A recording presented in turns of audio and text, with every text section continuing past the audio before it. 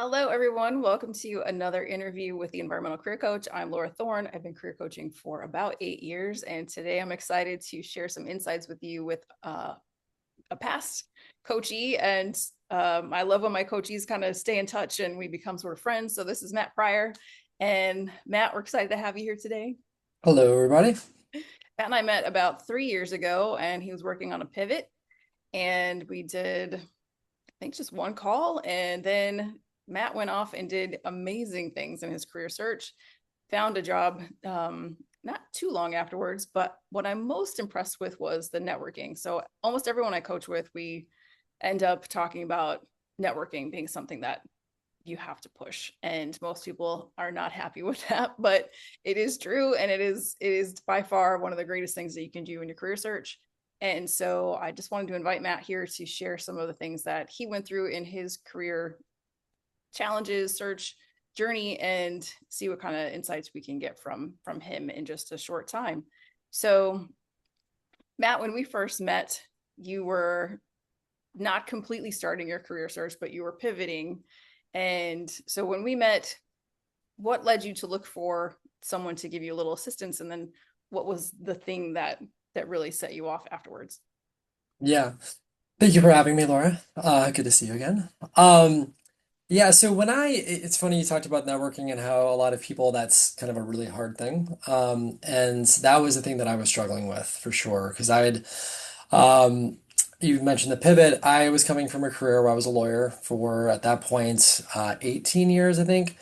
And while I started off doing a little bit of environmental work, my career went a different path, and I basically did government corruption investigation work for like 13 years. I knew that I wanted to stop doing that, and I knew I wanted to focus the rest of my life on climate change work, but I didn't know what. And so, advice that I had received was obviously going out there and you got to meet people, right? If you don't know kind of what you want to do, go meet people. So one of the things that I did in addition to meeting people was kind of starting to do a little bit more research and an education. And so I joined Terra.do and I did this like kind of 12-week climate boot camp there. And I met a lot of people through that, which was great. And got real close with my instructor. Her name is Katie Shields. She was amazing. And then I also started pursuing my master's of environmental sustainability kind of on the side while I was lawyering to try to kind of see different things out there and see what was resonating with me and which direction I wanted to go because I really had no idea. I knew I didn't really want a lawyer anymore, but I didn't know what I wanted to do in terms of climate work. Um, in terms of the networking parts, I wasn't doing a lot of that before I saw you. And there's one thing that you kind of talked about with me that did resonate and kind of set me off. So actually answering your question now. Um, you talked about, I talked about like feeling a little bit like if I'm going to networking events, like I'm a little uncomfortable because I haven't been doing environmental work for a while. So if I'm going to these events where there's a bunch of people that are already in this space, I feel kind of like an imposter. And so I didn't like that feeling, and it kind of made me feel like wouldn't be comfortable going to those events. And, one of the recommendations was don't make it about yourself, right? You can go to these events and you feel like you've got to do the song and dance, and you're the one who's got to like present to them and perform, and like you got to know the secret handshake, and that's all nonsense. Go into like a feeling like it's a quest. Like you just have like the focus of I'm gonna meet three people tonight and I'm going to get to know about them, right? It's not about like I need to go make myself known. It's like I'm going to go get to know three people tonight and that's it and ask them questions about themselves. And sure, questions will come up about you and you can answer those as they come up, but don't make it so much about you. Make it a little bit more of like a fun thing where you're learning about other people. And that really helped because the very first thing I did was a Green Drake Chicago thing shortly after that, which was down in the West Loop here. And I did that, and I went in and I had three people. I met three people over the nights, and I asked the questions, and it just helped feel like there was no pressure on me performing, and I just got to know them, and it was great. So, anyways, that's kind of like one of the big pieces of advice that really kind of set me off after we met. That's awesome. That's perfect. And I'm just really glad that you were able to that's all it takes. Like I think what's the other great example about it is that it's just one little mind shift or one little habit or one little thing that most people really need to do in their career search aside from, cleaning out their resume and all that. But Yeah. to get momentum and get going somewhere, it's really just kind of that simple sometimes. But a couple other things you mentioned, I wanted to talk about, give a little shout out time for Terradu, because a lot of people, I think you were one of the first people that mentioned that to me, but since then, a lot of people come to me either having gone through it or thinking about going through it. So I know that you initially had said that you really liked that program, having been distanced from a little while. What did you learn in it, and how has it helped you? Yeah, I think for me at the time, it was nice because there were a lot of other people that were going through what I was going through, where they knew that they wanted to focus on climate work, but they didn't know how or where. And so we were kind of all going through it together, and it was like a support network for the period of time. And I did keep in touch with a few people afterwards for a while, and candidly, not since then. They've all found jobs. I found a job. Like we're all kind of doing our thing, and this is a great reminder. I should reach out to them to see how they're doing. But at the time, it was scary because I think one of the hardest things for people to do when they're doing a career pivot or just a general career search, maybe at the beginning of their career, is feeling like you're alone. And through Pterodactyl, I didn't feel that way. I was learning a lot of new things, which was great. But I was also meeting a lot of people that were like-minded, which was helpful to understand kind of what they're going through. And there were elements of it where we could bounce our resumes off of each other or talk about cover letters and what we're putting in there and what our experiences have been with interviews. So it was helpful to have that kind of camaraderie and feeling like I had a support group throughout. Yeah, that's awesome. And lastly, about your actual job. So then after we coached and you're looking again, how did you actually connect to the next opportunity? Because you started at Energy Solutions, not in the position you're in right now. Right. So I March of 23 is when I started Energy Solutions. So I'm right now a director. When I started, I was what's called a fellow, which is basically like a subject matter expert. They basically needed somebody with legal experience, but not necessarily to be a lawyer, but somebody with legal experience to help with their consumer protection work. And then this summer I was promoted to director. So I'm a director in the Distributed Energy Resources Department now. Still focusing on consumer protection, but just a different role, much more management level now. So what, going back to other advice that was helpful, was at that point, like I said, I was not wanting to lawyer anymore, and I hadn't been in the climate space. So basically, what I would be considered is doing a double pivot. And the idea was, hey, that's great. It can be done, but it might be a little more challenging than a single pivot. So if there's a way that you can do something, maybe not lawyering in climate work, but maybe something that's lawyer adjacent, it might be an easier transition, an easier sell. And that's exactly what happened. Was at the time, actually, my brother-in-law was working in energy solutions and he had just started and he saw this consumer protection position open up as a fellow. And so I looked at it and they were looking for, basically somebody with a JD, but they wouldn't again be practicing law. And a lot of the things that they were requiring or wanting, develop policies and procedures, work with companies on compliance for this Illinois Shine Solar program. A lot of that type of work I had been doing with governmental investigations, developing policies and procedures, working with governmental agencies on compliance work. So it was easy to kind of sell that in the interview of like, I've been doing this just in another space. But I know what this is like. I know how to do this, and I know how to talk with people, stakeholders of all levels. And I'm a good writer. And so that was an easy sell. But additionally, the other thing that was a really important thing that I didn't fully realize until the interview process was the fact that I hadn't been in the climate space before, was definitely a ding. Because Energy Solutions, for example, as many companies out there are very mission driven and they want people that they can see like they believe that this is very important to them. They're not just here because they can't find another job and they're going to do this for a while and they'll go somewhere else.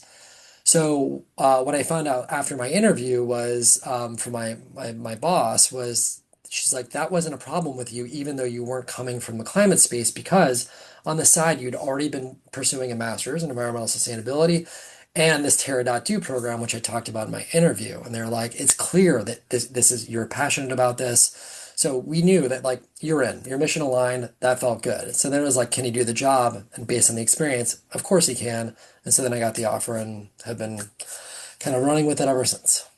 Oh, I love that example because that is exactly why on my action plans there's applying, networking, and learning. And so many people want to skip the learning part. And that is something also that Nick and I, my co-host on EPR, which I know you Yep. listen to, thank you, Yep. that we talk about. He as a hiring person in consulting also know that that is a big part of what people are looking for, is that you can demonstrate, not just say, but demonstrate over time and through commitment that you are actually interested in being an integral part of this climate solutions. And so I love that that worked out that way for you. Absolutely. And thank you for sharing all that. And the I don't know, most interesting, biggest thing I want to talk about is the Chicago Climate Connect, Yep. because like I sort of mentioned earlier, you didn't just go networking. You actually created a new thing, and clearly there was a demand for it. And I think what you guys have created with Melissa and the others in Chicago Climate Connect, and the partners that you have and the hub and all of that, shout out anyone you feel like deserves some kudos in this. But um, having gone and visited when you first started, you already had like 150 people coming to your meetings, and now it's a couple years even after that. So Yeah. how did you start that? And then, how did you go from then to now? Yeah. So thank you for asking about it. And I'll talk about, Sunil and Michael and Mackenzie, who are the kind of co-founders with me. But how it happened Wait, I was met Mackenzie, not Melissa. it's okay. It's okay. Is so I was doing Terra.do. I was also on the Work on Climate community on Slack. And then there were some other people that were on some other communities, but they might have been also on Work on Climate. There's Climate Change Makers, there's some other ones, and then My Climate Journey. And a lot of these groups were having like really small Chicago networking meetups, like 6 people, 8 people. And I was going to these. And there were a couple people that I would see at multiple. And so it just ended up being like, why are we having all these separate ones? Like we're having 5 people over here for drinks, and 2 weeks later, this other group's having 6. But we all basically are in the same thing together. Why don't we just network together? So that was it. So it kind of started off with Michael, Becky, and I kind of communicated about it because we were going to a couple of these, and then Mackenzie Siren, and then we got in with Sunil, and we decided, hey, why don't we just start getting people together?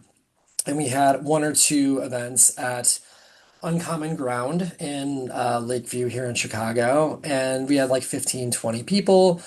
And then the word just kind of spread, and we started having more and more people. And then we started creating an Eventbrite, so we would like announce it and get a little bit more exposure instead of just in our individual communities, and then more people. And then we decided instead of just networking, why don't we make this a thing? And going back to your point on education, right? We've got all these people that are engaged, and it's great that we can network, and that's really helpful for a lot of people. But let's start getting people to come in and speak to us about various topics, whether it's, climate tech or water issues or companies that are coming into this space and in Chicago and they're just trying to get a little bit more exposure.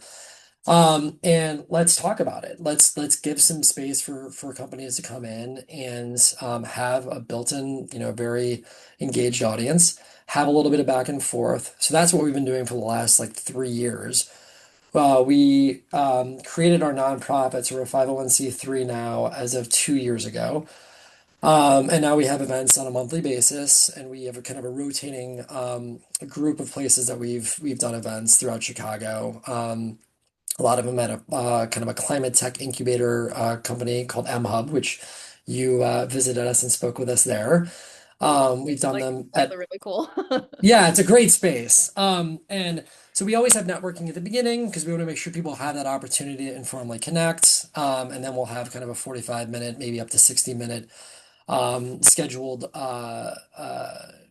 event, and then networking on the back end. And so we've just kind of continued to grow it, and we're creating more partnerships. Mackenzie Siren, I can't say enough about her. She is a workhorse in the best of ways and creating new relationships with other organizations as we're continuing to grow our network. And it's been wonderful to see. It's a lot, but the feedback we get, we've even had people where we've had at MHub a couple of small startups come to present what they're working on. People at the event then go talk to the founders, and they're talking to the creators and having a back and forth. Then they ultimately ended up getting jobs with those very people, months down the road, and now they're off and running. So that kind of thing has been super exciting to see. And we're just so excited to kind of continue to create this more robust climate community here in Chicago. Yeah, I love all of that. And it really just it sort of demonstrates also that it wasn't the intention maybe in the beginning was just like job searching, whatever, but has grown to something bigger where like I think connect is the perfect word for it because you myself with the NAEP and being in another type of group like that where it's about networking and education and career growth is that you don't know like if you're going to need this again for yourself in a couple of years and how rewarding it is also to help others to further their journey and to offer a startup, hey, here's a bunch of people who might be able to work for you. And so it's not just, I think a lot of times it's this job search, but think of it more as like this is all part of my career building. This is just one element of it, and it's a certain Yep. time frame that has a distinct sort of feel to it. But then once Yep. that's done and I'm working, that doesn't mean all the efforts that I made during the job search have to be for waste. Yeah, and there's also the element of paying it forward in a way. Like once you're in it, there's so much. I mean, I was talking to my wife about this recently. There's a lot of anxiety when you're doing a career pivot. Like Yeah. it is like I've got two kids. I got a mortgage, right? Like there's like, wow, like I'm really doing this. I'm in my 40s. I'm gonna just completely I'm not gonna be a lawyer anymore, right?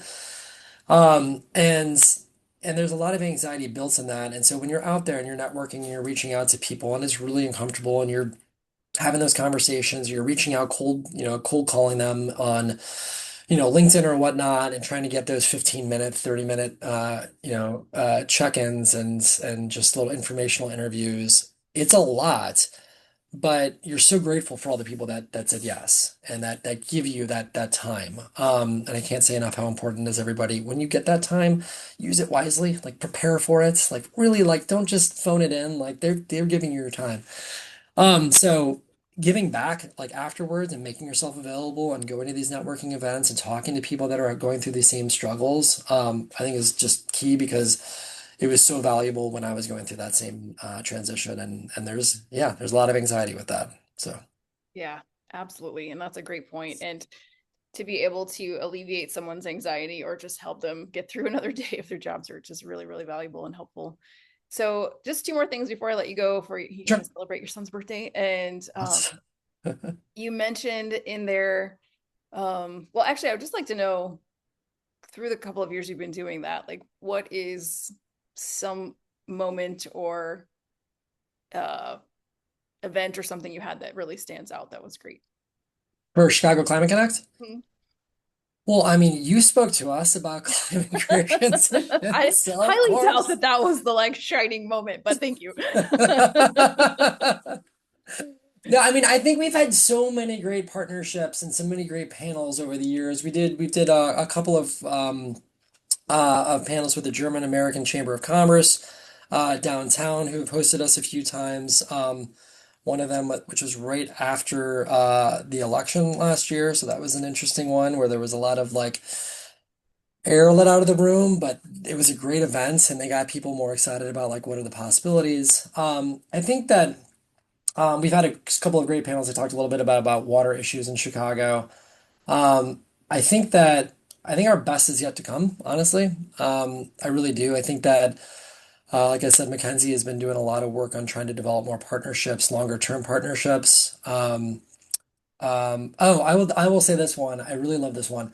University of Chicago, we did an event down there at the Baumgarten Center and they hosted us down there and it was just a really welcoming community, a beautiful, beautiful room that they put us up in. And a great group of people over there for their climate tech incubator program. So they came out and the executive director kind of spoke to us for a while and then we got to hear from some of the participants in that cohort. And that's always great because you get people talking about all sorts of different tech that they're working on that are addressing a variety of issues. And it's great to hear from people and remember that when you take the Terra Do course, for example, so to bring that full circle, one of the things they kind of layer the course in a few ways. Like one of them, uh, I'll make this PG, is they kind of layer it in three sections. I think one of them is like what the F. The next is we're effed, and then the last is like what the F to do about it. So it's like, hey, what is climate change? Wow, how bad is it? And then now moving forward, like what can we do about it? And it can be so paralyzing when you hear about all the issues and you're like really taking it in as a whole, and that can really impact people's climate journeys. But when you hear about climate tech and you kind of start hearing about some of these things and you start seeing like all these people that are working on all these various like, technologies that may or may not pan out, but they're really creative people.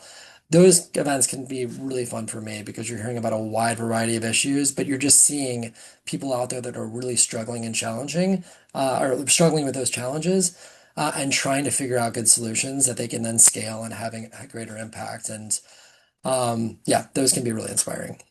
Yeah, I would agree. And I think that that was what was cool to me about how you have your events at M Hub, because that space and all of the, I mean, I've been to other incubators, and to go into one that has all of the tools that you might want to play with, to Yep, the 3D printers and the different stuff that you might not have access to if you just go to an incubator where you have a desk and a computer. yep, And so you can go in there and really say, okay, we want to design this thing and build a prototype or whatever that is. And that's really cool. And also that intersection of that, where there's just so many types of environmental jobs. That is one thing that when I'm speaking to students and they're feeling like, I don't know what to choose because there's so many problems and I need to fix all of them. Like, you don't need to yeah, fix all of them. You will fix this one, and Matt will fix this one, and someone else will yeah, fix this one. You just got to pick the one you want to focus on. But yep, everyone else, because there's a whole army of us who want to solve the other problems. absolutely. So, last question. You mentioned now in your current career, and I want to hear a little bit more about that. Um, you're working with, you're leading people, and you have some younger folks working with you. What advice would Yeah, you give for them to get hired, to stay in the job after they get hired? What kind of things yeah. have you seen? Um, yeah, I mean, if you're, I can only speak about energy solutions, but I would say, um, for me, advice for particularly younger people trying to get hired is, uh, I actually say pay attention to your cover letter. I'm sorry, don't have AI write it. I know it's so hard. I know it's so hard. We have a rule. We actually forbid AI being used, and I know there's certain softwares that can try to catch that, and it's not perfect. But it kind of shines through. And so ideally you're using your own voice and you're actually like taking the time and tailor your applications, your resumes for the job that you're applying for. I know that it is time consuming. I've been through that, but I think it's really important. And then I would say for interviews, like this is kind of related to what I said earlier about informational interviews, like absolutely come prepared, like do the research. It is shocking how many people get to that interview stage. And you know it's hard to get to that interview stage, right? And once you get there, you're figuring like everybody who gets the interview stage is going to be super well prepared, do their homework, really be ready for that interview. You'd be shocked at how many people are not. And so don't let that go. Even if it's a job you get an interview for that you're like not that thrilled with, you have no idea what's going to come of that. And it's also good prep work. It's good, like, preparation for one that maybe you're more excited about. So like go in there, do the research, have the questions ready so that it shows that you're interested in this company, and that you're not just sitting there just answering their questions where you have nothing to ask about them. And I think the last thing is, and this can be hard, is the worst feeling for an interview is maybe when you go into the interview and you want to make sure that you're going to say a few things so that they understand kind of who you are and what you have to add, but they never ask the questions that give you that opportunity. It's a skill, but you need to weave those things in. You got to make sure that those actually come into your answer somehow. And that takes practice, but figure out a way to do that. And yeah, I just don't walk away from that interview where you're like, I never told them these two main things about me that I think would have been a huge deal. So yeah, I think those are my main pieces of advice. Those are all great advice. And I love when it validates the things that I've been telling people for years. You got to write that cover letter. I see too many of them myself, even just for the small roles that I might be hiring for. And it's like, if you don't tell me and express to me you want to work here with me in your own words, that you have an idea at least of what I do, you're not getting a shot. And, it also is just nice to hear that someone's actually looking at them, because I think the other reason people don't want to write them is because they just feel like no one's looking at it. But in the case that they are important. Yeah, and if you can't answer the question, because this is one of the questions we ask people, what do you understand that our company does?